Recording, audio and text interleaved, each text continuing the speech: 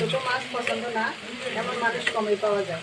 তো আজকে আমি বেলে মাছ দিয়ে টমেটো দিয়ে আজকে আমি ভুনা করব। আপনারা আমার ফুল ভিডিওটা দেখুন যে আমি কীভাবে বেলে মাছ দিয়ে আমি টমেটো দিয়ে ভুনা করি। বিসমিল্লাহির রহমানির রহিম, সীমাস কিচেনপুর।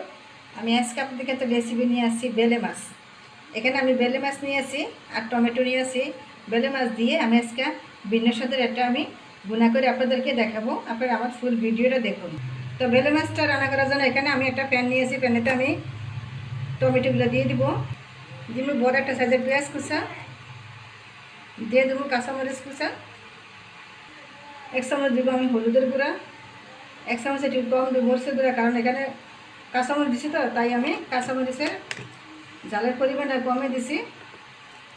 এখানে আমি 1/2 চামচ দিব আমি জিরার গুঁড়া, 1/2 চামচ একটু কম দিব আমি ধনিয়ার গুঁড়া, এখানে আমি স্বাদ মতন দিব লবণ। তো আমি পরিমাণ মতন এখানে আমি কিছু সয়াবিন তেল দিয়ে দিব। তো সবগুলো আমি একসঙ্গে মেখে নিব। তো সবগুলো আমার মেখা হয়ে গেছে, এখন আমি মাছগুলো দিয়ে দিব। তো আমার মাছটা এখানে ময়ান করা হয়ে গেছে, এখন আমি পরিমাণ মতন পানি দিয়ে দিব। পানিটা আমি বেশি দেবো না, কারণ এখানে ভুনা করবো তো তাই। তো আমি অল্প কিছু পরিমাণ এখানে আমি কিছু ধনে পাতা দিয়ে দিব। তো সবগুলো করে আমার হয়ে গেছে, এখন আমি চুলাতে বসে দিব। তো আমার এই যে ছোটো মাছটা আমি এখানে বসাই দিছি, মানে হইতেছে। এই যে আমার মাছটা, ছোটো মাছ পছন্দ না এমন মানুষ খুবই কমই পাওয়া যায়। তো আপনারা এইভাবে আমার মতন রান্না করে খেয়ে আমাকে কমেন্ট করুন।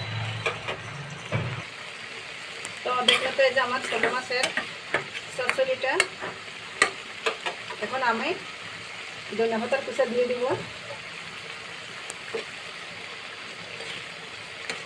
আপনারা আমার মতন এইভাবে রান্না করে আমাকে কমেন্ট করুন। যদি আমার এই রেসিপি যদি ভালো লাগে থাকে আমার চ্যানেলটাকে লাইক কমেন্ট করুন এবং নতুন থাকলে সাবস্ক্রাইব করুন। আল্লাহ হাফেজ।